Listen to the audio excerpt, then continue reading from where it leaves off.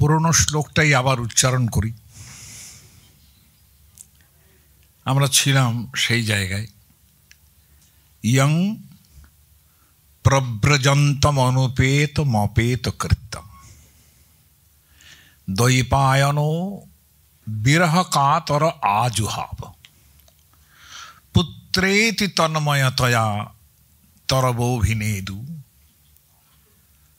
স্তং সর্বভূত হৃদয়ম মুনিমানতোস্মি। সমস্যা আছে যে পণ্ডিতরা অনেকেই এটাকে, যেহেতু সুখদেব ভাগবতের বক্তা, অনেকেই মনে করেন যে এই শ্লোকটা শুকস্তুতি। আমি একটু ডিফার করি এই কারণে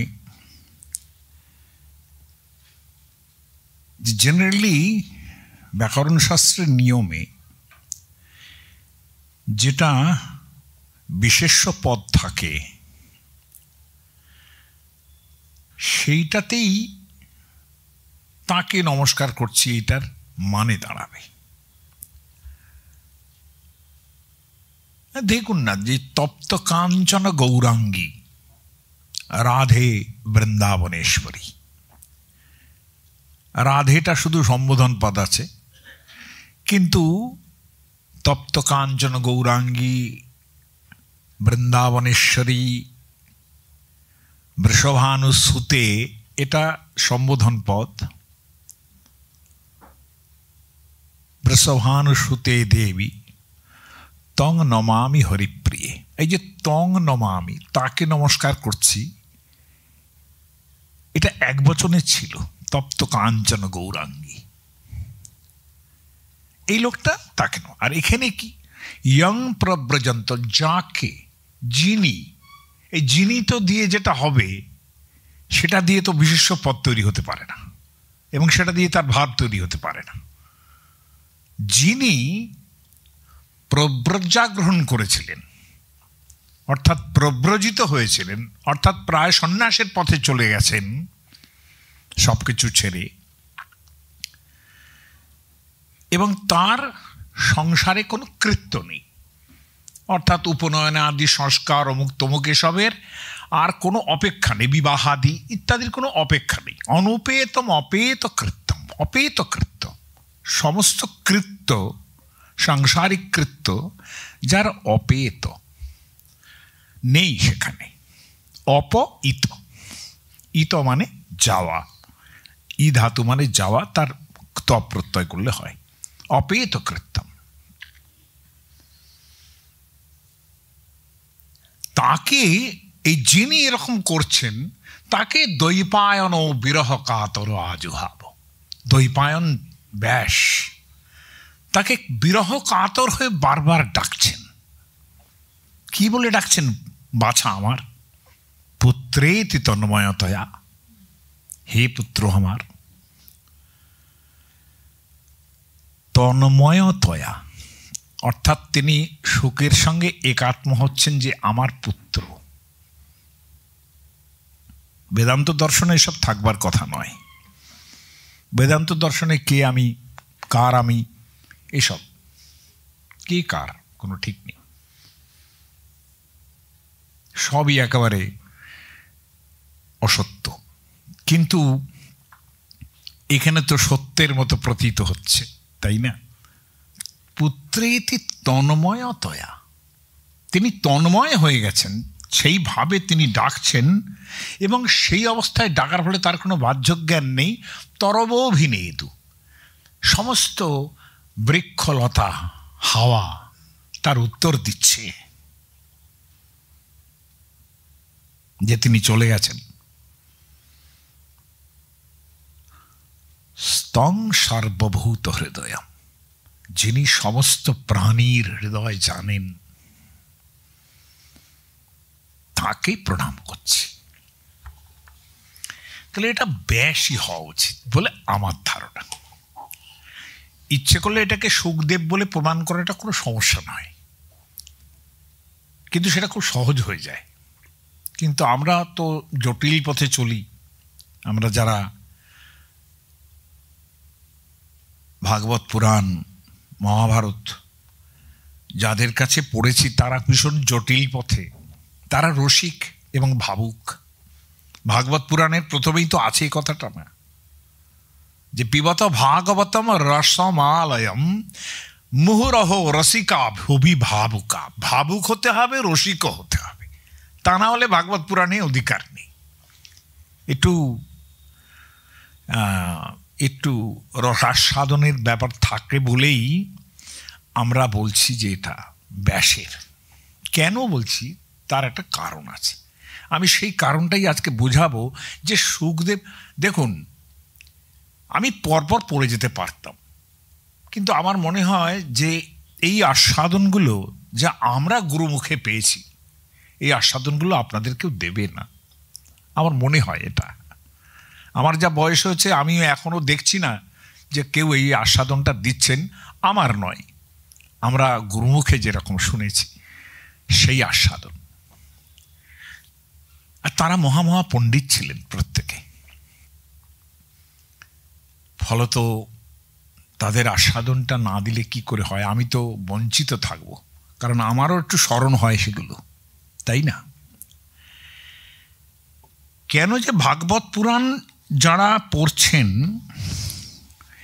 এনারা ধরে নেবেন যেটা মহাভারত পড়ে এসছেন। কারণ ভাগবত পুরাণের যে দশম স্কন্ধ আরম্ভ হচ্ছে কৃষ্ণের কথা, যেখানে মেইনলি বলা হবে, সেখানে প্রথমেই আরম্ভ করছেন যে কথিত ধর্ম বিস্তার ভবতা। আপনি সমস্ত সূর্য এবং চন্দ্রবংশের কথা অলরেডি বলেছেন। তাহলে সূর্য এবং চন্দ্রবংশের কথা, সূর্যবংশ রামায়ণ, চন্দ্রবংশ মহাভারত। আবার যদি বলেন শুধু মহাভারত, ব্যাস দ্বৈপায়ন ব্যাসের জন্যই বিখ্যাত, রামায়ণের মহাভারতের মধ্যে রামায়ণের কাহিনীটা পুরোপুরি ধরা আছে বনপর্বের মধ্যে, এবং সেটা খুব বেসিক, খুব ইম্পর্টেন্ট। সেটা অনেক সময় রামায়ণের প্রমাণ না মেনে ওই মহাভারতের রামায়ণের প্রমাণটা মানে, এরম জায়গা আছে পণ্ডিতজনেরা। তাহলে কথিত বংশ বিস্তার ভবতা সোম সূর্যয়, সোম মানে চন্দ্র, তাদের বংশ বিস্তার আপনি বলেছেন। এবার আমরা এইটা শুনতে চাই, আমরা কৃষ্ণের কথা শুনতে চাই। তাহলে এনারা ধরেই নিচ্ছেন যে মহাভারত আপনাদের পড়া আছে। এখন পড়া না থাকলেও তখন ধরে নিত যে পড়া আছে, কারণ তখন তো অনেক চর্চার মধ্যে থাকতো তারা। আর এই যে শ্লোকটা তং প্রব্রজন্তম অনুপেতম অপেত কৃত্যম দ্বৈপায়ন বিরহ কাতর আজুহাব, এটা পুরোপুরি মহাভারতের শান্তি পর্বে বলা শুকাভিপতন নামক বিশাল একটা অধ্যায়। অধ্যায় নয়, অধ্যায় গুচ্ছ, অন্তত 15 থেকে 20টা অধ্যায় এই সুখদেব, ব্যাস, নারদ, জনক, রাজর্ষি জনক, তাকে নিয়ে কেটেছে। ফলত সেই জায়গাটার যে প্রথম অংশ, সুখের জন্ম হলো কিভাবে, সেই অংশটা মহাভারতে আছে। তিনি চলে যাচ্ছেন, সেই অংশটা মহাভারতে আছে। এগুলো সম্পূর্ণ সংক্ষিপ্ত করে আপনাদের যে একটা ঝলক দিয়ে, ইয়ং প্রব্রজন্তম অনুপেতম অপেত কৃত্যম, তো ঝলক যেটা দিয়েছে, কোনো মন্দির থাকে যেখানে ঝলক দর্শন হয়। আপনি বৃন্দাবনে যাবেন, হ্যাঁ, এখানে কাটোয়াতেও চৈতন্য মহাপ্রভুর একটা বিগ্রহ সম্ভবত আছে, যেটা ঝলক দর্শন হয়। ওই আধ ঘন্টা দেখাবে, তারপরে মন্দির বন্ধ হয়ে যাবে। আবার ওখানে তো সাংঘাতিক, বাঁকে বিহারি তো বোধহয় দিনের মধ্যে কবার সাজেন তার ঠিক নেই। হ্যাঁ, নতুন সাজে আসবেন তিনি, আধ ঘন্টা ধরে তার সাজ হয়, তারপর আবার নতুন সাজে চলে আসেন বাঁকে বিহারি। তাহলে এই যে ঝলক দর্শন, আপনার মনে হবে ঝলক দর্শন করার পরে, হায় এটা যদি পুরো দেখতে পেতাম অনেকটা সময় জুড়ে, এমন তো মনে হয়। যিনি আপনার অভীষ্ট, যিনি আপনার অভিলষিত, সে ঝলক দেখা দিলে কি ভালো লাগে। ঝলকটা দেখিয়ে দিলেন আপনাদের, তা আমার মনে হচ্ছে পুরোটা দেখাই। উচিত সেটা দেখা কোথায় কি আছে। এবং তাতে সবচেয়ে বেশি প্রমাণ হবে শুকদেব ভাগবতের বক্তা হতে পারেন, আর এই ব্যাসদেব বসে বসে কাঁদছেন তার জন্যে, কষ্ট পাচ্ছেন তার জন্যে। তিনি তো খুব কম লোক নন, তাই না? তাহলে সে লোকটাকে তো বিচার করতে হবে। তার কি ব্যাসের থেকে সুখ বড় নাকি? এরকম তো একটা ব্যাপার এসে যাবে। আমি সেই ব্যাপারটা বোঝাতে চাই, আপনাদের আপত্তি নেই?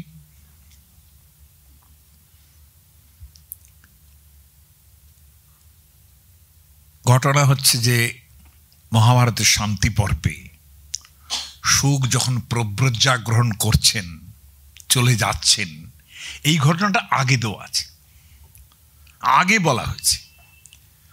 পরে প্রশ্ন আসছে মহাভারতের তরফ থেকে, যুধিষ্ঠির প্রশ্ন করছেন ভীষ্মকে, মানে শান্তি পর্বে তিনি সরশয়ান এবং তিনি বিভিন্ন ব্যাপারে যুধিষ্ঠিরকে উপদেশ দিচ্ছেন। যুধিষ্ঠির প্রশ্ন করছেন সেখানে প্রশ্ন করার সময়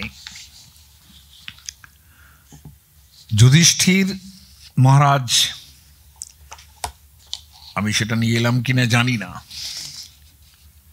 এনেছি মনে হচ্ছে, তিনি প্রশ্ন করছেন আর কি,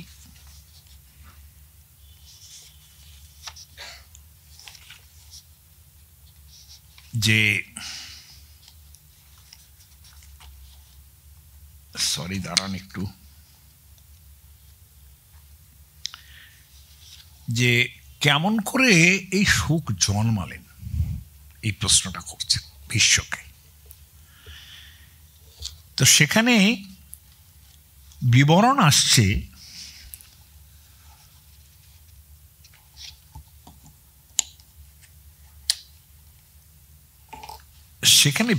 আসছে এই যে কথং ব্যাসস্য ধর্মাত্মা শুকো পুত্র কি করে জন্মালেন। সিদ্ধিঞ্চ পরমাং প্রাপ্তম, তিনি পরম সিদ্ধি লাভ করেছেন। স্তন্মে ব্রুহি পিতামহ, পিতামহ ভীষ্ম আপনি বলুন দেখি। এবং এটাও তো ঘটনা যে আমরা কেউ জানি না যে ব্যাস কোন স্ত্রীর গর্ভে শুকদেবকে তার জন্ম দিলেন।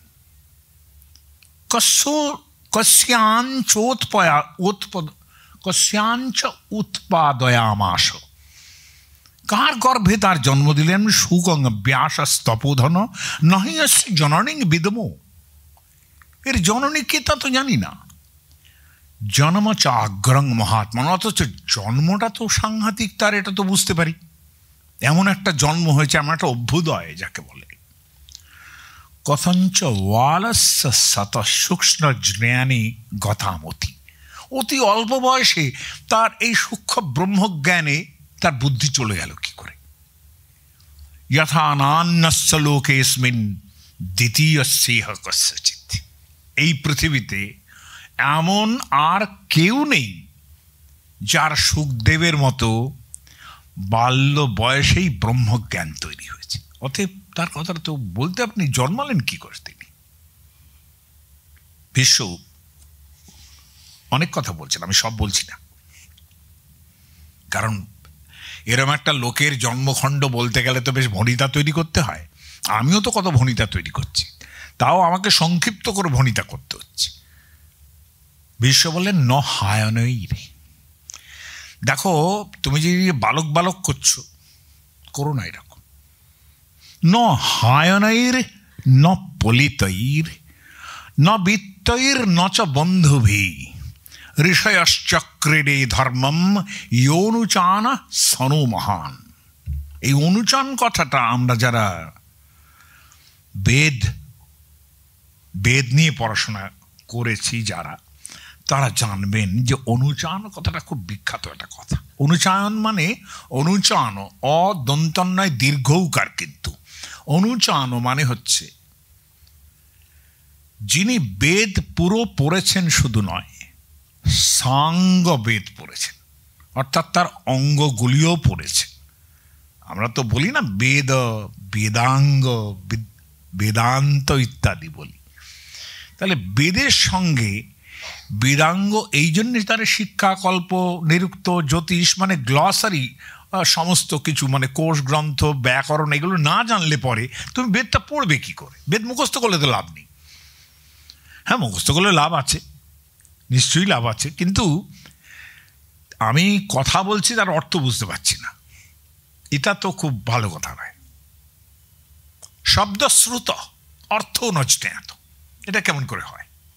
শব্দ শুনলাম, তার অর্থ জানি না। অতএব সাঙ্গ বেদ পুরো যিনি পড়েছেন, এই কথাটা আসলে, এই যে কথা থেকে কথায় চলে যায়, এই কথাটা আসলে প্রথমে আমরা মহাভারতে দেখেছি, এই কথাটা ভীষ্ম উচ্চারণ করছেন, কিন্তু এই কথাটা প্রথম দেখেছি মহাভারতের বনপর্বে, যেখানে অষ্টাবক্রমণী বন্দী বলে একজন, সেটাও জনকের সভা, বন্দী বলে একজন জনকের সভায় আছেন, যে তার সঙ্গে তর্ক করে তবে জনকের সভায় ঢোকা যাবে, এই হচ্ছে তার অবস্থা। আর বন্দী হচ্ছে এমন লোক, তর্কে যদি তার কাছে হেরে যায় কেউ, তাহলে তাকে জলে ডুবিয়ে মারা হবে, মানে সে যেন সাহসই না করে তর্ক করার। অষ্টাবক্র বললেন যে আমি জনকের সঙ্গে দেখা করতে চাই। বন্দী বললেন, কে তুমি? তুমি কি? দেখো বাচ্চা ছেলে, তখন তিনিও খুব ছোট, তিনি চবনমণির পুত্র, সোজা কথা নয় কিন্তু, এবং এমন অবস্থা যে তিনি গর্ভাবস্থায় বেদ মুখস্থ করে ফেলেছিলেন বলে শোনা যায়, এবং পরবর্তী সময়ে যখন তার জন্ম হয়েছে তিনি চবনমণির একটা ভুল ধরে ফেলেছেন, যে তুমি এটা ঠিক বলছো না। তখন চবনমণি তাকে অভিশাপ দিয়েছেন যে তোমার দেহটা বাঁকা হয়ে যাক, 8টা বক্রতা থাক, মানে এত রাগ হয়েছে তার, যার কাছে শিখছিস তাকেই তুই এ করছিস। পরবর্তীকালে অবশ্য অনেক বড় গল্প, সেটা তার মধ্যে যাচ্ছি না। মিথ তো একটার থেকে আরেকটায় যায়, একটার থেকে আরেকটায় যায়। তো এই অষ্টাবক্রমণীর সঙ্গে যেন বন্দির তর্ক হচ্ছে, তখন তিনি এইটা বলেছিলেন যে হায়ও নেই, আমাকে বাচ্চা ছেলে ভেবো না। তিনি আবার তার সঙ্গে মামাকে নিয়ে গেছেন, শ্বেতকেতু মামাকেও নিয়ে গেছেন সঙ্গে, কথা বলছেন অষ্টাবক্র, হায়নেই না পলিতই। হায়ন মানে কি? হায়ন মানে বছর। আপনারা সবচেয়ে ভালো বুঝবেন যখন আমাদের অঘ্রাণ মাস আসে, সেটা আসলে অগ্রহায়ণ। ইনফ্যাক্ট আমাদের বৎসর গণনা হতো আগে অগ্রহায়ণ মাস থেকে। এই এতটাই তার ইম্পর্টেন্স যে ভগবান ভগবদ গীতার মধ্যে বলছেন মাসানাং মার্গশীর্ষস্মি। মার্গশীর্ষ মানে হচ্ছে অঘ্রাণ মাস। হায়ন, অগ্রহায়ণ, সমস্ত মাসগুলো যাবে যে পরপর যাবে যে তার আগেরটা অগ্রহায়ণ। হায়নেরই অনেক কত বয়স হয়েছে এটা নিয়ে বলবো না, পলিতই মাথায় পাকা চুল হয়েছে বলি আমি বৃদ্ধতা ভেবো না, বৃত্তই নচ বন্ধবী। অনেক আত্মীয় স্বজন আছে, অনেক টাকা পয়সা আছে, তাতে আমি বৃদ্ধ হয়েছি বলে ভাবছ কেন? ঋষয়শ্চক্রীরে ধর্মম, ঋষিরা এই ধর্ম তৈরি করেছেন যে অনুচান সনু মহান। যিনি সাঙ্গ বেদ পড়েছেন তিনি আমাদের মধ্যে সবচেয়ে মহান, এইটা ধরতে হবে। তার মানে অর্থসহ বেদ যিনি জানেন, সমস্ত বেদের কূটগুলো যিনি জানেন, তিনি হচ্ছেন অনুচান। অষ্টাবক্র বলছেন আমি অনুচান, তুমি আমার সঙ্গে তর্ক করো। তর্ক করে বন্দী হেরেছিলেন, যাই হোক। এবারে ব্যাস সেইটা বলে শুকের যে বাল্যাবস্থায় ওই রকম জ্ঞান, ব্রহ্মজ্ঞান, সেইটা বলে দিলেন যে দেখো যুধিষ্ঠির, তুমি বয়সের কথা ভেবো না, বাল্যাবস্থায় তার এই ব্রহ্মজ্ঞান হয়েছে, যা হয়তো সম্ভবত স্বয়ং বেশব্যাসেরও হয়নি, কিংবা হয়েছে সে কথা পরে বুঝতে পারবো। তিনি গল্প বলছেন এবার। মেরু শৃঙ্গে কিলপুরা কর্ণিকার বনায়ুতে। আমি যে সংস্কৃতগুলো বলছি তাতে কি আপনাদের হচ্ছে নাকি আমি হুড় করে বাংলা বলে যাব? কোনটা চান? সংস্কৃত শ্লোক তো, মহাভারতের শ্লোক, শুনলে ভালো লাগবে। মেরুশৃঙ্গে কিলপুরা কর্ণিকার বনায়ুতে, বলে মেরুশৃঙ্গে কর্ণিকার বন, কর্ণিকারের বন। কর্ণিকার মানে একটু মহাদেব মহাদেব ব্যাপার এসে গেল। কিন্তু বিজহার মহাদেব ভীমৈর ভূত গণৈর প্রীত। কর্ণিকার মহাদেবের অত্যন্ত প্রিয় একটা ফুল। আপনি পশুপতিনাথে যাবেন, বাইরের গেট থেকে হাঁকতে থাকবে নেপালের যে পশুপতিনাথ, কর্ণিকা কর্ণিকা কর্ণিকা বলতে থাকবে। ওরা কর্ণিকার বলে না, কর্ণিকা কর্ণিকা এরম বলতে থাকে। আমি শুনে শুনে ভাবলাম ও কর্ণিকার। আরও মনে হলো তখন, যখন নেপালে গেছি তখন বয়সটা আরও একটু কম, তখন মনে হলো কুমার সম্ভব, যেখানে মহাদেবের কাছে যাচ্ছেন, সমস্ত পুষ্পাঞ্জলি নিয়ে যাচ্ছেন পার্বতী মহাদেবের কাছে, একটু পরেই মদন বর্ষ হবে, সেখানেও এই কর্ণিকার। কিরম সেজেছেন তিনি, অশোক নির্ভৎসিত পদ্মরাগম আকৃষ্ট হেমদ্যুতি কর্ণিকার। কর্ণিকার, সমস্ত কর্ণিকার ফুল যার গোল্ডেন কালার, হলুদ ফুল হয়। আকৃষ্ট হেমদ্যুতি কর্ণিকারম মুক্তা কলাপীকৃত সিন্ধুবারম বসন্ত পুষ্পাভরণং বহন্তি। এইভাবে পার্বতী যাচ্ছেন। ফলে কর্ণিকার একটা ব্যাপার মহাদেবের কাছে। সেই কর্ণিকার বনের মধ্যে দেখুন ব্যাস পর্যন্ত উল্লেখ করছেন মহাভারতে, শৈলরাজ সুতা চৈব দেবী তত্রাভবৎপুরা। তাহলে কালিদাস কোথা থেকে কর্ণিকার পাচ্ছেন এটা একটু ভেবে দেখুন, তাই না? কালিদাস হঠাৎ কর্ণিকার, আরো তো অনেক ফুল ছিল। তাহলে এইসব জায়গা থেকে কালিদাস তার রসদ সংগ্রহ করছেন। অত বড় কবি তো, সম্পূর্ণ মহাভারত তার জানা। শৈলরাজ সুতা চৈব দেবী তত্রাভবৎপুরা যোগেন আত্মানমাবিশ্য যোগ ধর্ম পরায়ণ ধারয়ন স তপস্তেবে পুত্রার্থম কুরুষোত্তম। সেই বনের মধ্যে, যেটাকে না মহাদেবের বন বলতে পারি, সেইখানে স্বাভাবিকভাবে তিনি মহাদেবের তপস্যায় বসেছেন। ব্যাস দ্বৈপায়ন তুষ্ট হলেন মহাদেব। মহাদেব এলেন, আমি বাদ দিয়ে গেছি বেশ কিছু। মহেশ্বর প্রসন্নাত্মা চকার মনসামতিম, তিনি মনে মনে চলে এলেন সেখানে, এসে রূপগ্রহণ করলেন সেখানে। মনে মনে চলে এলেন মানে বহু দূরে থাকলেও সেখানে তাড়াতাড়ি চলে এলেন ব্যাসের মন বুঝে। আমরা মৈকেল মধুসূদনে পড়তাম না, চলিল কনক রথ মনোরথ গতি। মনে আছে আপনাদের যে রথ চলছে, কারণ মনের থেকে তো স্পিডে কিছু যেতে পারে না। আপনি এখনই মনে করুন যে মনসা মথুরাং গচ্ছামি, আপনি মথুরায় আছেন, মনে চলে গেছেন আপনি, তাই না? যার জন্য তো মানস পুজোর অত মূল্য, তাই না? মানস পূজা যে, মানস জপ যে, তার এত মূল্য। মানস জপে কিন্তু ধ্যানটা হয়, তাই না? এমনি এমনি হরে কৃষ্ণ করছি, ঠিক আছে, কিন্তু আপনি যদি কৃষ্ণের মূর্তি ভাবনা করে সেরমভাবে ভাবতে থাকে, মায়ের মূর্তি ভাবনা করে সেই, তাহলে মনসা চকার মনসা মতি উবাচ চৈনং ভগবান স্ত্রম্বক প্রহসন্নিব ত্রি অম্বক। অম্বক মানে চোখ, তিনটে চোখ আছে যার, ত্রিনয়ন তিনি জিজ্ঞাসা করলেন, তো হেসে স্মিত হেসে জিজ্ঞাসা করলেন, এবং বিধস্তে তয় উবাচ, তিনি বললেন যে তুমি তপস্যা করছো তো পুত্র লাভের জন্য। এবং বিধস্তে তনয় দ্বৈপায়ন ভবিষ্যতি। এবং বিধ মানে এইরকম হবে, আমরা বলি না অ্যান্ড দ্য ফলোয়িং, বলি না এইরকম হবে। বলে কি রকম হবে? যথা অগ্নির, যথা হি অগ্নি, যেরকম আগুন, যথা বায়ু, যথা ভূমির, যথা জলম, ব্যাপক, প্রত্যেকটি ব্যাপক, পঞ্চভূতের কথা বলছেন।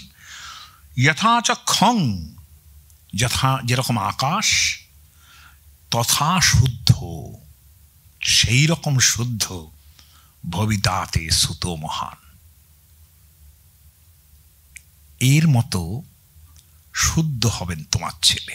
অর্থাৎ আগুন, হাওয়া যে একদম অরিজিনাল, যা থেকে আমরা এই পৃথিবী তৈরি হয়, তোমার ছেলে সেই রকম হবে। তদ্ভাব ভাবি তদ্বুদ্ধি তদাত্মা তদপাশ্রয়।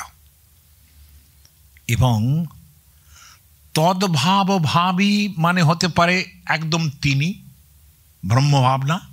আমরা ব্রহ্ম তো তৎ বলি নাকি ওম তৎসৎ বলি? তো তৎ মানে কি? তৎপদার্থ মানে হচ্ছে ব্রহ্ম পদার্থ। তৎ, ওম তৎসৎ, সৎ মানে নিত্য, আর তৎ মানে তিনি।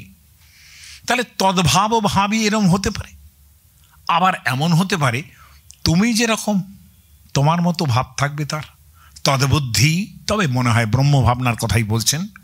তদাত্মা তদপাশ্রয়, তাকেই আশ্রয় করে রয়েছেন। তেজসাবৃত্ত লোকাং স্ত্রী নিজস প্রাপসতি তেষুত, সমস্ত পৃথিবীকে তিনি তেজের দ্বারা আক্রমণ করবেন, ব্রহ্ম তেজের দ্বারা আক্রমণ করবেন। আক্রমণ মানে এখানে ব্যাটল ফিল্ড নয়, ব্রহ্ম তেজে আপ্লুত করবেন সকলকে, এবং তার যশ হবে সম্পূর্ণ পৃথিবীতে।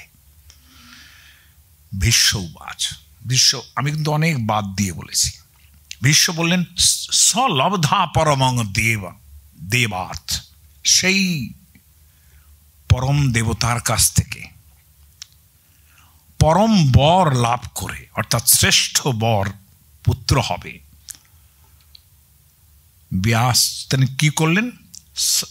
বরং সত্যবতী সুত, বর লাভ করি অরণি সহিতে গৃহ মমন্থাগ্নি চিকিৎসয়া।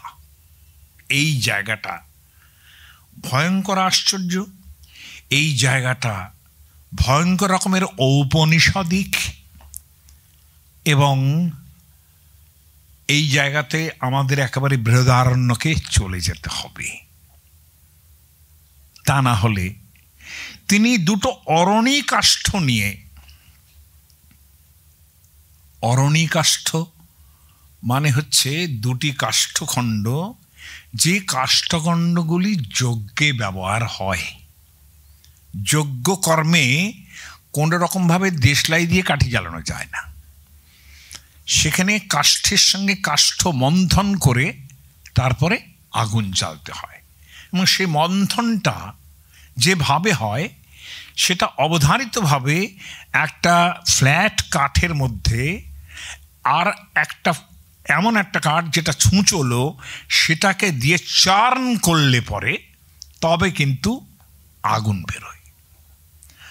এই আমার এক দিদি ছিলেন রঞ্জনা রায়, তিনি অ্যানথ্রোপোলজি পড়াতেন এতে, ক্যালকাটা ইউনিভার্সিটিতে।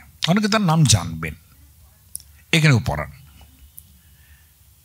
সেই দিদি আমাকে ওরা একটা ফিল্ড ওয়ার্কে গেছিলেন, সেখানে আমাকে দেখিয়েছিলেন যে উড়িষ্যার একটা প্রান্ত, সেখানে ট্রাইবালরা থাকে, সেখানে তারা ওই প্রচণ্ড শুকনো কাঠের ওপরে আর একটা কাঠ দিয়ে আগুন বার করছে। সেই ছবিগুলো অন্তত 10টা নিয়ে এসেছিলেন, আমি সেটা দেখেছি, এবং ধোঁয়া উঠছে সেখানে, আর পরেই আগুন বেরোবে। এবং শুকনো পাতা, ওই যখনই আগুনটা বেরোতে থাকে, শুকনো পাতা গুঁড়ো একটু একটু করে দিতে থাকে, আগুনটা জ্বলে যায়।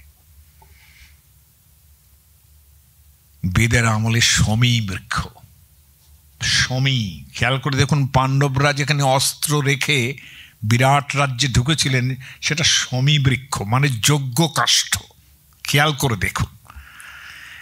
আর শমী হচ্ছে এমন একটা কাঠ, ভয়ঙ্কর শক্ত এবং একেবারে প্রায় নির্জল, এরমভাবেই সে বেড়ে ওঠে।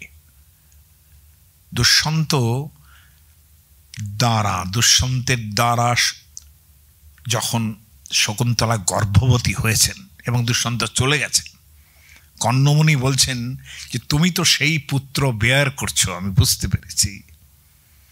এবং তোমার অবস্থাটা কি? অগ্নিগর্ভাম সমীমিব, তোমার গর্ভের ভেতরে অগ্নির সমান এক পুত্র আছে, তুমি সেই সমী বৃক্ষ। দেখুন, খেয়াল করে দেখুন, এই যে অরণির ব্যাপারটা, তার সঙ্গে কিন্তু গর্ভের তুলনা করা হচ্ছে একদিকে। এটাই পাবেন বৃহদারণ্যক উপনিষদের মধ্যে। কোথায় আছে? সেখানে একটা জায়গায় আছে, বৃহদারণ্যক উপনিষদ শেষ হচ্ছে প্রায় সেই সময়। আমি একটু ধরিয়ে দিই, কারণ একটু জ্ঞান হবে, আর কিছু না। আমাদের টেক্সট পড়তে গেলে ইন্টারটেক্সচুয়ালিটি যদি না থাকে তাহলে হয় না। Intertextuality, this is very important in modern research. এখনকার দিনে যারা রিসার্চ করে তাদের মধ্যে ইন্টারটেক্সচুয়ালিটি, আমি কাজ করছি সেটা ছাড়াও একই ধরনের বস্তু আরও কোথাও কোন কোন অ্যানসেন্ট টেক্সটে আছে, সেটা যদি না বলতে পারেন সেটা কোনো রিসার্চ হলো না। সাহেবরা পর্যন্ত ইন্টারটেক্সচুয়ালিটি দেখছে, তো আমরা কেন দেখবো না? আমরা তো অনেক কাল থেকে দেখছি, তাই না? বৃহদারণ্যক উপনিষদে খুব একদম ক্রুড ওয়েতে বলছেন যে কিভাবে একদম তপস্বিদ্ধ যারা যজ্ঞের, তিনি সব কিছু যজ্ঞের উপমায় দেখে, তারা সব কিছু যজ্ঞের উপমায় দেখেন। কারণ বৃহদারণ্যক উপনিষদ যখন রচিত হচ্ছে তার আগেই বেদের কাল গেছে, বুঝতে পেরেছেন তো? ফলে যে বেদের কাল, তারপরে ওই শতপথ ব্রাহ্মণ, তারপর বৃহদারণ্যক, ঐতরেয় ব্রাহ্মণ, বৃহদারণ্যক উপনিষদ ওই ব্রাহ্মণেরই অন্তর্গত। ফলত বৃহদারণ্যক উপনিষদে দেখুন, যজ্ঞের ভাবনায় হিরণময়ী অরাণী ইয়াভ্যাং নির্মন্থতাম অশ্বিনৌ, মানে স্ত্রী কিংবা স্বামী যখন স্ত্রীতে উপগত হচ্ছেন তখন এই মন্ত্র, হে অশ্বিনী কুমারদ্বয়। ইনফ্যাক্ট একেবারে সেসব জায়গায় যেসব মন্ত্র আছে, একটি পুত্র যে তৈরি হবে সেখানে ভগবান বিষ্ণু থেকে আরম্ভ করে তার উদ্দেশ্যে বক্তব্য আছে, অশ্বিনের উদ্দেশ্যে, এবং শেষ পর্যন্ত সেই গর্ভ যাতে রক্ষা হয় তার জন্য তার উদ্দেশ্যে মন্ত্র আছে।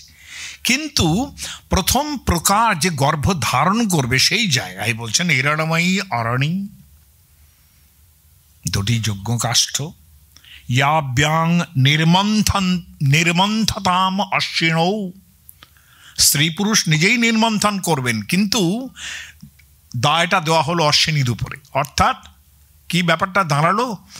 ওই যেটা ভগবদ গীতায় আমরা যেটা বলি না, যে যৎ করোষি যৎ অশ্নাসি যৎ জুহোষি দদাসি যৎ, হ্যাঁ, স্ত্রী পুরুষের কর্ম, কিন্তু দায় চাপছে অশ্বিনের উপরে। হে অশ্বিনী কুমারদ্বয়, তুমি নিমন্থন করে দাও।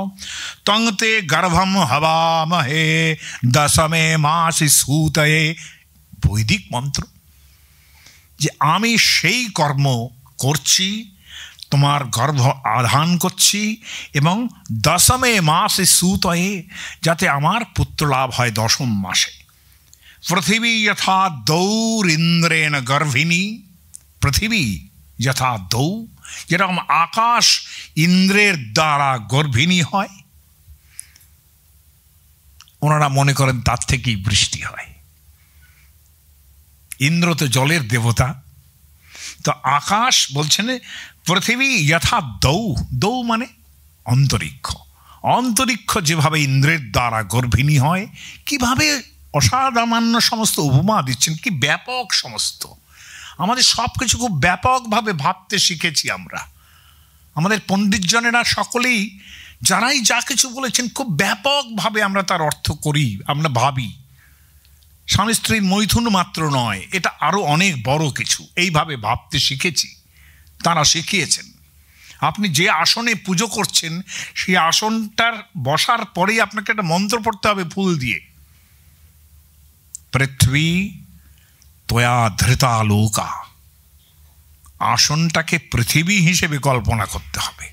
আপনি যে আসনে বসে আছেন পুজোর জন্য, তার মন্ত্র হচ্ছে পৃথ্বী ত্বয়া ধৃতা লোকা, তুমি সমস্ত লোককে ধারণ করে আছো, মানুষজনকে, তাই না? পৃথ্বী ত্বয়া ধৃতা লোকা, দেবী ত্বং বিষ্ণুনা ধৃতা। আবার স্বয়ং বিষ্ণু তোমাকে ধারণ করে আছেন। সমুদ্রের তলায় সেই কচ্ছপ, তার উপরে পৃথিবী। কচ্ছপ হচ্ছেন সেই অবতার যিনি পৃথিবীকে অ্যাক্সেস দিচ্ছেন, অ্যাক্সেস অর্থাৎ স্থির থাকার যে অ্যাক্সেস দিচ্ছেন তিনি, তাই না? পৃথ্বী ত্বয়া ধৃতা লোকা, দেবী ত্বং বিষ্ণু না ধৃতা, তোমাকে আবার বিষ্ণু ধারণ করে আছেন। মাঞ্চ ধারয় তঞ্চ ধারয় মাং নিত্যম, তুমি আমাকে চিরকালের জন্য ধারণ করো। কিরকম ব্যাপকভাবে ভাবছি না? শুধু ফুল পুজোর ফুল নয়, পুষ্পে পুষ্পে মহাপুষ্পে ইত্যাদি আপনাকে বলতে হবে। তাহলে ব্যাপকভাবে যে ভাবা, সেইটা হচ্ছে অরণি। স্ত্রী পরিশনের মৈথুন মাত্র নয়। কি করলেন ব্যাস? আমি আর বলছি না শুনি। ব্যাস কি করলেন? অরণি সহিতে গৃহ মমন্থাগ্নি চিকিৎসয়া, তিনি অগ্নি চয়ন করার জন্য, বার করার জন্য অরণি মন্থন করছিলেন। দেখুন, দেবতার কাছে বর পেলেন, ঘরে গিয়ে তিনি কি করছেন? অরণি মন্থন করছেন যজ্ঞের জন্য। অথ রূপং পরং রাজন বিভ্রতি স্বেন তেজসা, ঘৃতাচিং নাম অপ্সরসম অপশ্যদ ভগবান ঋষি। এর মধ্যে ঘৃতাচি অপ্সরা সেখানে এসে উপস্থিত হলো। তাকে ভগবান দেখলেন। সরি, সেখানে অপ্সরা যে এলেন, তিনি সুখ পাখির রূপ ধরে, সুখী একটা স্ত্রী সুখ পাখির রূপ ধরে এলেন। লক্ষ্য করে ভাবুন একবার। এবং টিকাকারেরা, মহাভারতের টিকাকারেরা কিরকম লিখছেন, যেহেতু অরণি মন্থন করছিলেন এবং ব্যাস ঘৃতাচিকে দেখলেন, কাম সংবিঘ্ন মানস কামনার উদয় হল। সুখী ভূত্বা মহারাজ ঘৃতাচি সমুপাগমত, সতাম অপ্সর সংদৃষ্ট্বা রূপেনান্যেন সংবৃতাম শরীরজেন অনুগতম। তার তিনি হঠাৎ করেই এক মুহূর্তের জন্য শরীরের অনুগত হয়ে পড়লেন, যার ফলে কি তার তেজস্খলন হল অরণির মধ্যে। সেই দুই যে অরণি, সেই যজ্ঞ কাষ্ঠের মধ্যে তেজস্খলন হলো। তার থেকে সুখ জন্মালেন। তার মা কিসের মা? ঘৃতাচিও তো মা হতে পারলেন না, কিন্তু ঘৃতাচি নিমিত্ত হয়ে রইলেন। মহাভারতে এইরকম মনীষী, আমাকে অনেকে বলে যে মুনি ঋষিরা মশাই আপনাদের খুব বহুত বদমাস, কিন্তু হ্যাঁ, এই বিশ্বামিত্র মেনকাকে দেখলো, অমুক হচ্ছে তমুক হচ্ছে। আমি তাদের বলি যে দেখুন, সারা জীবন যে সাধন করেছে, তার একটা ত্রুটিতেই সে তো একটা মনুষ্য দেহ ধারণ করে আছে, তার সামান্য একটা ত্রুটিতেই আপনাদের কাছে সেটা অসামান্য। যে এরকম একটা স্খলন হয়ে গেল, ওদের কাছে কোনো অসামান্য নয়। কেন? ওরা সেটা ত্যাগ করতে পারেন মুহূর্তে। বিশ্বামিত্রের সঙ্গে মেনকার দেখা হলো, শকুন্তলার উৎপত্তি হলো, বিশ্বামিত্র চলে গেলে। তার সঙ্গে যে মোহে আবৃত হয়ে বসে রইলেন তা কিন্তু না। তাহলে আপনি বললেন যে না, সে তো বেশ ফুলে ফুলে মধু খাচ্ছে এরম করে, আমাকে সেটাই বললেন একজন। বললাম যে না, সেটা নয়, কিন্তু একটা জিনিস জানবেন, এতে কিন্তু সাধনের সাময়িক বিরতি তৈরি হলেও সাধন নষ্ট হয়ে যায় না।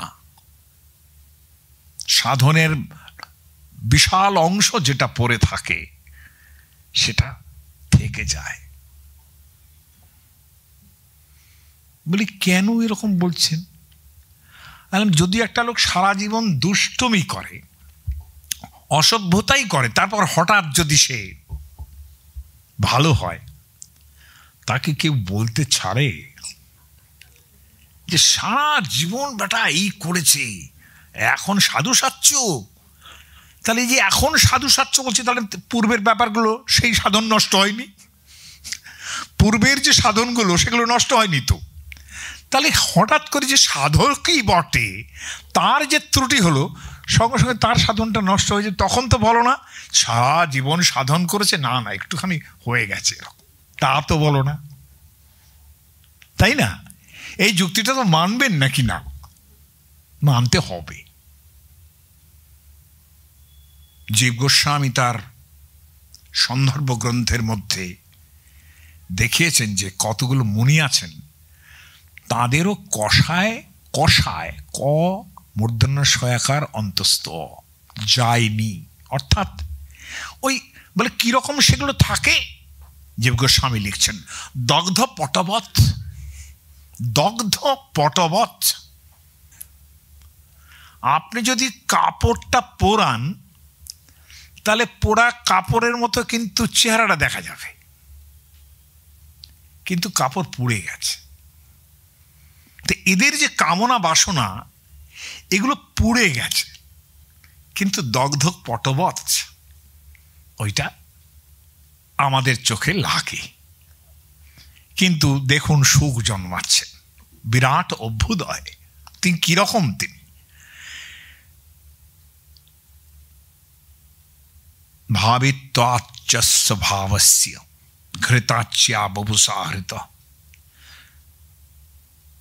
এখন এই যে তার তেজস্খলন হলো, অরণ্যামেব সহসা, সেই অরণ্যের মধ্যে, যেটা বৈদিক ক্রিয়া কারণে দুটি অরণ্যের কথা বলছেন, একটু আগেই আপনাদের সেটা বলেছি, সেইখানে তার তেজস্খলন হল। সো অবিসংকেন মনসা,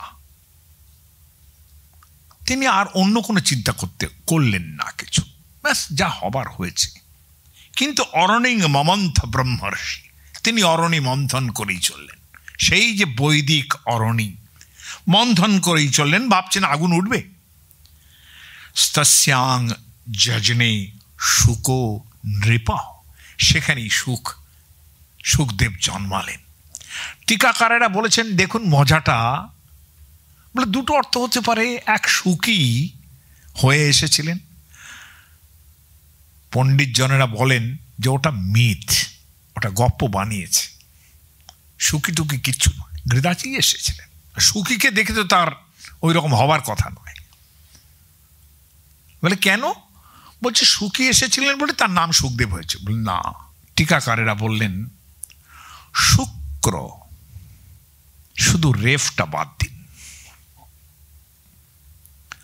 শুক্র কয়ের রেফটা মানে রফলা যেটা, সেটা বাদ দিন, তার থেকেই সুখের জন্ম।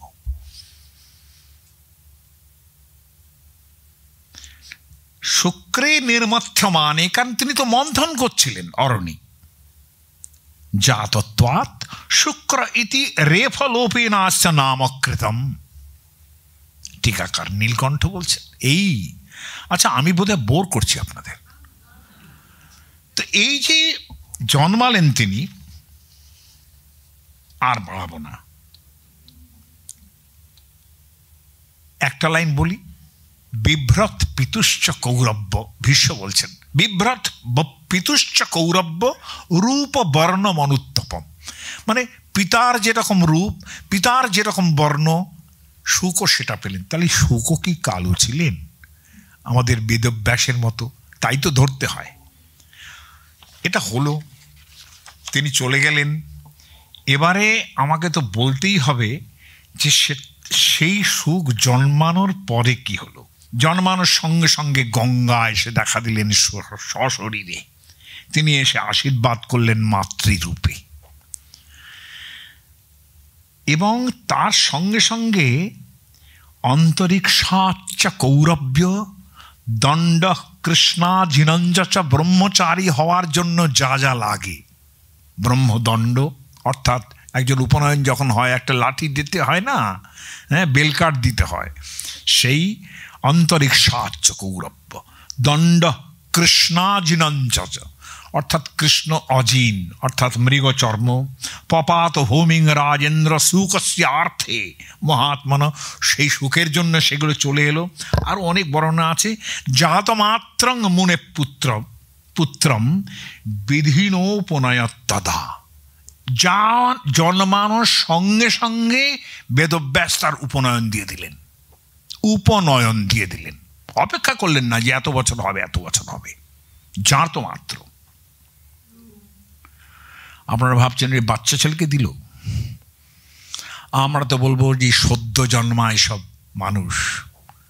দ্রৌপদী যখন অগ্নি থেকে জন্মেছিলেন, দেখুন দ্রৌপদী তিনি অগ্নি থেকে জন্মাচ্ছেন, সদ্য যুবতী হয়ে জন্মাচ্ছেন। এখন এগুলো আপনাকে বিশ্বাস করতে হবে। কিভাবে তার এ হবে না হবে সেটা, তার পুরনো হিস্ট্রি কী থাকতে পারে, সেগুলো একদম একেবারে আমাদের বামপন্থী ভাবনা হয়ে যাবে তার ভাবনা ঠাবনাগুলো।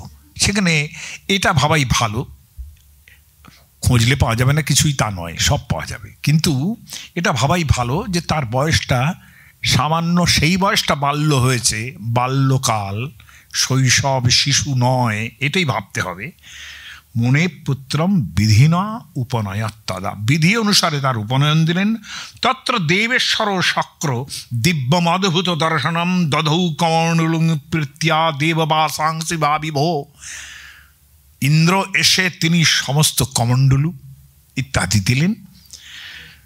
উপতস্থুর মহারাজ যথা সৎ পিতরং যথা, এবং তিনি কিন্তু বিদ্যা লাভের জন্যে উপনয়ন, তখনকার দিনের উপনয়ন মানে ঘরে বসে 11 দিন, এখন তো 11 দিনও থাকে না, সে ছেড়ে দিন, হ্যাঁ, ঘরে বসে অন্ধকার ঘরের মধ্যে বসে থাকার জন্য তখন উপনয়ন হওয়া মাত্রই গুরুগৃহ, বিদ্যা লাভের জন্য যেতে হবে। বিদ্যা লাভের জন্যে বৃহস্পতির কাছে চলে গেলেন শুক, এবং বৃহস্পতিঞ্চ বব্রে বেদ বেদাঙ্গ ভাষ্যবিদ, যিনি বেদ বেদাঙ্গ ইত্যাদি সব জানেন, তার কাছে চলে গেলেন।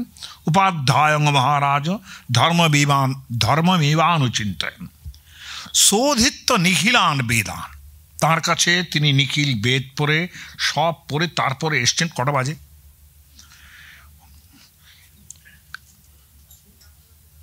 বিদ্যালাভের পর তিনি তপস্যা আরম্ভ করলেন, ব্রহ্মচারী ব্রতে স্থিত। তপস্যা করে আমি স্কিপ করে যাচ্ছি, না আর নয়, এত বেশি বলা উচিত নয়। তারপরে পিতার কাছে ফিরে এলেন, একটু তপস্যা করে ফিরে এলেন। শ্রুত্বা পুত্রস্য তু বচ পরমর্ষিরুবাচতম, বলেন আপনি কি উপদেশ দেবেন আমাকে, দিন।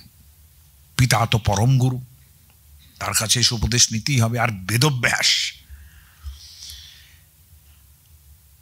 বলছেন অধীশ্ব পুত্র মোক্ষম, হ্যাঁ তুমি মোক্ষের কথা নিশ্চয়ই ভাববে। মোক্ষ মানে একদম ব্রহ্মদর্শনের কথা ভাবছেন, নিশ্চয়ই ভাববে। ধর্মাংশ বিবিধানপি, তুমি কিন্তু ধর্মগুলোর কথা, ধর্ম মানে রিলিজিয়ান নয়, ধর্ম মানে এমন কিছু যেখানে রাজনীতি আছে, যেখানে ধর্মশাস্ত্র আছে, যেখানে নীতি নিয়ম আছে, মানুষ চতুর্বর্ণ কিভাবে জীবন ধারণ করে সেটা আছে, ব্যবসায়ীরা কিভাবে বাঁচে সেটা আছে, সব কিছু। কারণ প্রত্যেকেরই ধর্ম আছে। ছাত্রের ধর্ম কি? পড়াশোনা করা। শিক্ষকের ধর্ম কি? ভালো করে পড়াশোনা করানো। দুটোই এখন উল্টে গেছে।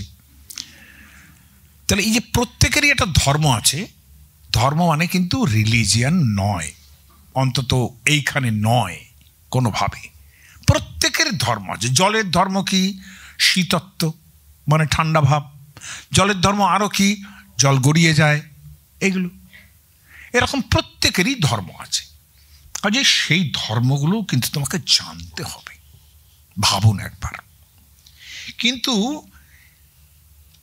তিনি শুনে পিতুর নিয়োগাত, পিতা বলেছেন, অতএব তিনি একটু পড়াশোনা করলেন সব কিছু। এবারে আরও একবার, ইনফ্যাক্ট এইটা দিয়েই মহাভারত আরম্ভ হয়েছে। সুখের ব্যাপারটা পরে সুখের জন্মের কথা হচ্ছে। এবারে ব্যাস তাকে বলছেন, ধর্মাং পুত্র নিশীবস্ব সুতীক্ষ্ণৌ চ হিমাতপৌ। তুমি ধর্মকে নিষেবস্ব মানে সেবা করো। যেরকম ঠান্ডা গরম এগুলো তোমায় সইতে হবে, সেরকম এগুলো তোমার বেয়ার করতে হবে। ধর্ম পড়াটা অর্থাৎ শুধু আমি মোক্ষ করব তা হবে না, সব জানতে হবে। অহিংসাঞ্চ অনৃশংসঞ্চ, অনৃশংসতার ভাব, অর্থাৎ নৃশংসতা মানে যদি নৃশংসতা হয় তাহলে অনৃশংসতার ভাব হচ্ছে অনৃশংস। যেমন কর্কশতা কার্কশ্য, কপটতা কাপট্য, দুই হতে পারে, সেরকম অনৃশংস বলে। অনৃশংসতা আবার শেখার কি আছে? নৃশংসের উল্টো তো অনৃশংসতা। আর নৃশংস মানে আমরা বুঝি দুমদাম মারছে আর অত্যাচার করছে, তাই বুঝি। ওনারা দেখাবেন মহাভারতে যে অনৃশংসতা শুধুমাত্র এইগুলোর মধ্যেই আবদ্ধ নয়। আপনি কাউকে কটু কথা বলছেন, সেটা নৃশংসতা। আপনি আপনার কাজের মেয়ের সামনে খুব ভালো খাবার রসিয়ে খাচ্ছেন, নৃশংসতা। এগুলো সব ওরা নৃশংসতা বলবেন। যাই হোক, তাহলে এগুলো শিখতে হবে, এগুলো জানতে হবে।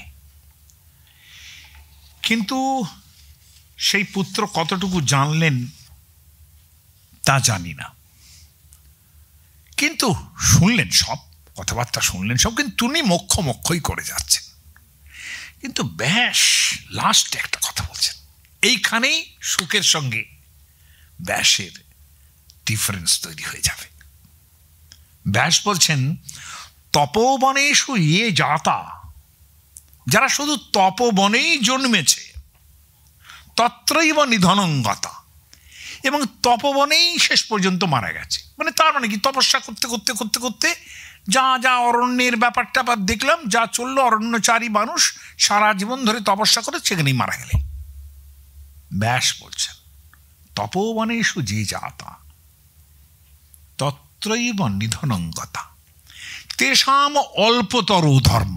ধর্মের ব্যাপারটা কিন্তু তাদের কিন্তু অল্পই হলো, খুব বেশি হলো না। বলে কেন?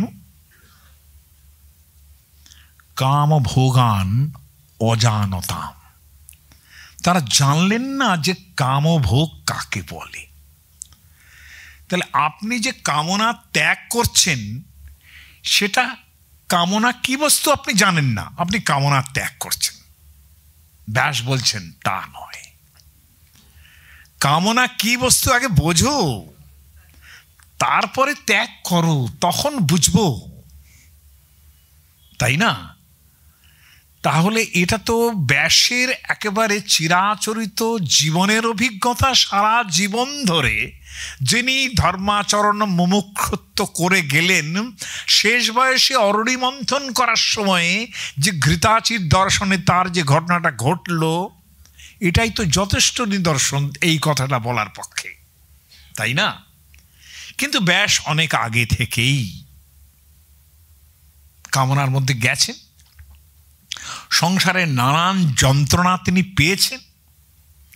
যে দিন একদম তপস্যারত ব্যাস যখন তপস্যা করছেন, সত্যবতীর সঙ্গে জন্মানোর সঙ্গে সঙ্গে দ্বৈপায়ন ব্যাসকে পরাশর মুনি ধরে বদরিক আশ্রমে নিয়ে চলে গেলেন। তপস্যাই করছেন।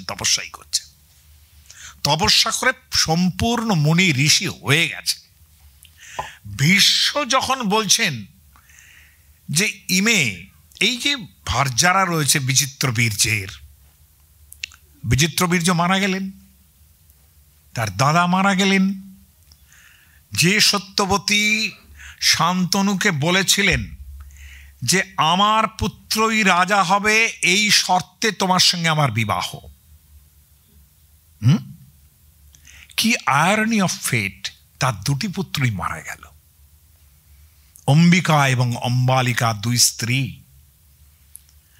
তখন সত্যবতী ভীষ্মকে বলছেন যে আচ্ছা ভীষ্ম কি কর। ভীষ্ম কিন্তু সেই লোকটা যে লোকটার কাছে এই প্রতিজ্ঞা করেছিলেন, ভীষ্মকে তিনি বলছেন, ভীষ্ম, আমি আদেশ করছি তুমি এই দুই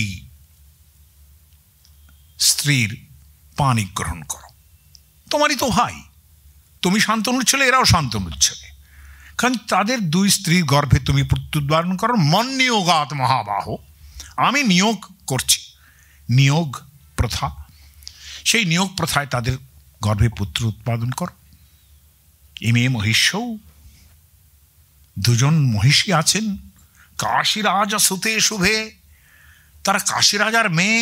এটা সিডাকশন তৈরি করছেন আবার সত্যবতী, হ্যাঁ, পুত্রের সমান যাকে, তার কাছে সিডাকশন তৈরি করছেন। রূপ যৌবন সম্পন্নে পুত্র কামে চ ভারত, এরা দুজনেরই যথেষ্ট রূপগুণ আছে, অল্প বয়স, এবং তারা, তাদের স্বামী মারা গেছে, অন্তত তারা পুত্রটা কোলে পায়, তার জন্য তুমি অন্তত। ধর্মের কথা বললেন, বলছেন সেটাই ধর্ম হবে, ধর্ম। সত্যবতী বললেন, আমি নিয়োগ করছি তোমাকে, এটাই ধর্ম। উল্টে ভীষ্ম তখন বললেন, রাজনী ধর্মানবেক্ষস্য, ধর্মের দিকে তাকান আপনি।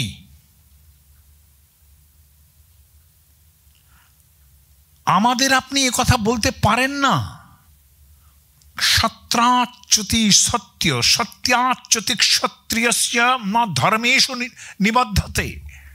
আপনি আমাকে প্রতিজ্ঞা করিয়ে নিয়েছিলেন যে তুমি কোনোদিন রাজা হবে না, তুমি ব্রহ্মচারী থাকবে, আমার ছেলেরা রাজা হবে বংশ পরম্পরায় বলেছিলেন। রাজনী ধর্মানবিশ্বাস্য, তাহলে আপনি ধর্মের দিক, একটা ধর্মের কথা বললেন Satyavati, the second term of dharma বলছেন ভীষ্ম, থার্ড টার্ম অফ ধর্ম দিয়ে ভীষ্ম এবার বলছেন রাজনী। একটা কথা শুনুন, যাতে করে এই দুই সন্তান, এই দুই মহিষী পুত্রবতী হয় এবং ভরতবংশ, প্রসিদ্ধ ভরতবংশ চলতে থাকে, আপনি সেই ব্যবস্থাটা আমি দিচ্ছি। আপনি সেই রকম একজন গুণবান ব্রাহ্মণ বাইরে থেকে তাকে আহ্বান করুন, তার ঔরসে এদের পুত্র হোক। সত্যবতী অত্যন্ত বুদ্ধিমতী মহিলা। মহাভারতের যে তিনটি মহিলা না, সত্যবতী, কুন্তী আর দ্রৌপদী, উড়ে বাবা, এরা সব পলিটিশিয়ান, একেবারে ভয়ঙ্কর বুদ্ধিমতী। তৎকালীন দিনে কানিন পুত্র স্বীকৃত ছিল, আমাদের থেকে অনেক মডার্ন, বুঝতে পেরেছেন? আমরা তো এখন কন্যা অবস্থায় যদি পুত্র হয়, ও যত বড় মডার্ন হন আপনি, দেখবেন ঘরে তুলছেন না তাকে। হ্যাঁ, কি মডার্ন। তিনি বলছেন, এটাই যদি বলো তাহলে ভীষ্ম, আমার একটা প্রস্তাব আছে। আমার একটি পুত্র পরাশর মুনির গর্ভে আমার কন্যা অবস্থায় হয়েছিল, তার নাম বেদব্যাস। সে আমাকে বলেছিল, মা তুমি যখন আমাকে প্রয়োজনে স্মরণ করবে আমি তোমার কাছে আসব।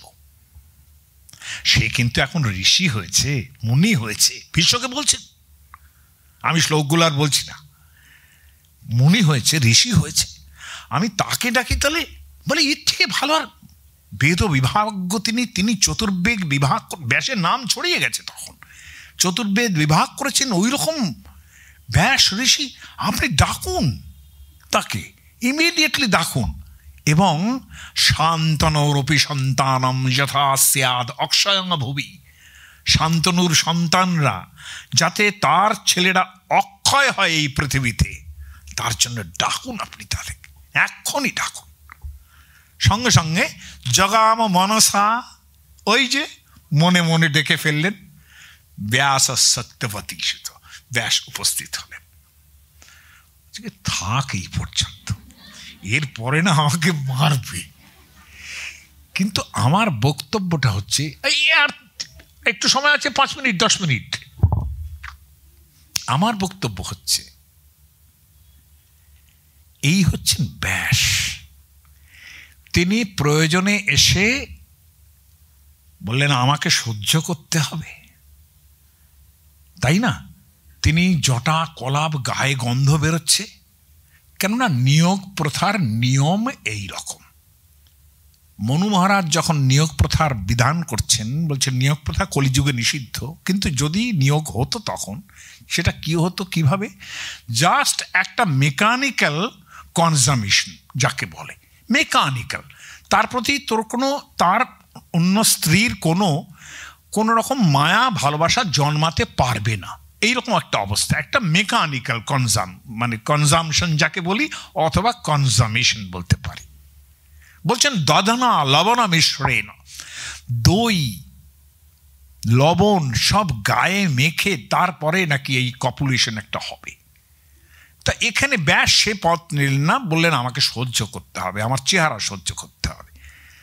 তা তিনি তো এলেন যে বেশে আর কি, সেটা তো বর্ণিত আছে, কনকপিঙ্গ জটা কলাপম ব্যাসং নমামি শিরসা, একেবারে জটা অমুক তমুক ইত্যাদি নিয়ে গায়ে গন্ধ বেরোচ্ছে, এই অবস্থায় তিনি এলেন।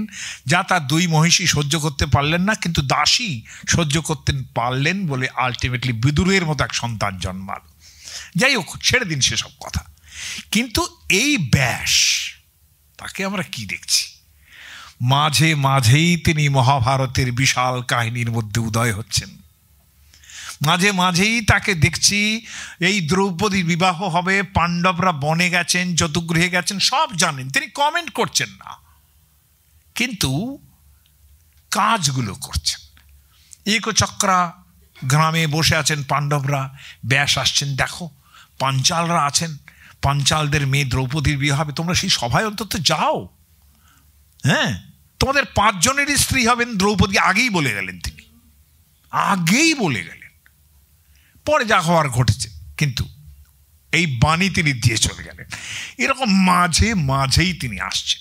গান্ধারীর পুত্র হচ্ছে না, পুত্র হবে, এবং যেটি হলো, গান্ধারীকে তিনি আগেই বলেছেন তুমি কিন্তু কোনো সন্তানদের আঘাত করো না। গান্ধারী স্থণ্ডিলের মতো, লৌহখণ্ডের মতো প্রসব করলেন, এবং সেটা ব্যাসকে দেখালেন। ব্যাস এসে বললেন যে কি করেছে, এটা কি অন্যায় করেছ। প্রত্যেকটা কলসে কলসে রাখলেন, এবং সেখানে সেই কলসের মধ্যে তারা বর্ধিত হতে লাগলো। অ্যান্ড আমরা how far we are from the test tube baby, তাই না? দেখুন, কেয়ার করে একটু চিন্তা করে দেখুন, ভাবনা তো আছে একটা, তাই না? শীতল জলের মধ্যে তাকে রেখে, শীতল জল, এটা ভাবুন একবার, আমি অবাক হই ভেবে যে সেরকম ধরনের পদ্ধতি কিছু ছিল কিনা। না, নাই থাকতে পারে, কিন্তু দেখুন দা ভিনসি বিমান আবিষ্কার হয়নি, বিমানের ছবিটা কিন্তু এঁকেছিলেন তিনি। কাজে ইমাজিনেশন, ক্রান্তদর্শী ঋষিদের ইমাজিনেশন থাকতে পারে, হয়তো সেটা ছিল না, কিন্তু ইমাজিনেশনটা ছিল। তো এই যে পুত্র হলো, তিনি এলেন, গান্ধারীর জন্য এলেন, পাণ্ডবদের জন্য আসছেন, মাঝে মাঝেই আসছেন। এত মমতা। ব্যাস বলছেন তপোবরে সুজে যাতা তত্রৈব নিধনঙ্গতা। যারা কামভোগ জানে না কিছুই, তারা তপবনেই জন্মালো, তপবনেই মারা গেল, কিছু আসে যায়। কিন্তু ব্যাসের মমতা এতটাই যে তিনি সর্বক্ষণ এই সব কিছুর ঊর্ধ্বেও তিনি আছেন, আবার মমতার মধ্যেও তিনি আছেন। কিন্তু তার মমতাটা এরকম নয় যে তথাপি মমতা গর্তে মোহ গর্তে নিপাতিতা, এরকম নয়। আসছেন, কমেন্ট করছেন, বেরিয়ে যাচ্ছেন, আসছেন, কমেন্ট করছেন, বেরিয়ে যাচ্ছেন, কিন্তু মমতা একটা আছে। সমস্ত পাণ্ডবরা, কৌরবরা মারা গেছেন, অনেকেই পাণ্ডবদের সমস্ত বন্ধুবান্ধব মারা গেছেন। সেই যেখানে গান্ধারী এবং এরা বানপ্রস্থে রয়েছেন, ব্যাস এলেন, বললেন তোমরা কি চাও বলো তো? বলে আমরা আমাদের পুত্রদের, স্বামীদের দেখতে চাই। ব্যাস সেই ব্যবস্থা করলেন তার অলৌকিক শক্তির মাধ্যমে। কেন? মমতা তো। তাহলে এই যে মমতা সম্পন্ন ব্যাস, তিনি সম্পূর্ণ ব্রহ্মজ্ঞানী হওয়া সত্ত্বেও, যেটা মহাদেব বলেছেন যে তুমি কোনো কম ব্রহ্মজ্ঞানী নও, কিন্তু তোমার পুত্র যেরকমটা তুমি চেয়েছিলে সেরকমই তো হয়েছে না, আমি তো বলিনি। তুমি বলেছিলে আমার একেবারে শুদ্ধ মুক্ত বুদ্ধ এরকম একটা ছেলে হবে। নাও, যখন এই যে চলে যাচ্ছেন তং জং প্রব্রজন্তম অনুপেতম অপেত কৃত্যম, তখন যে কাঁদছেন সেই সময় উনি চলেই গেলেন। তবু এই ঘটনাটা আরেকবার আমাকে সামনের দিন বলতে হবে। Thank you.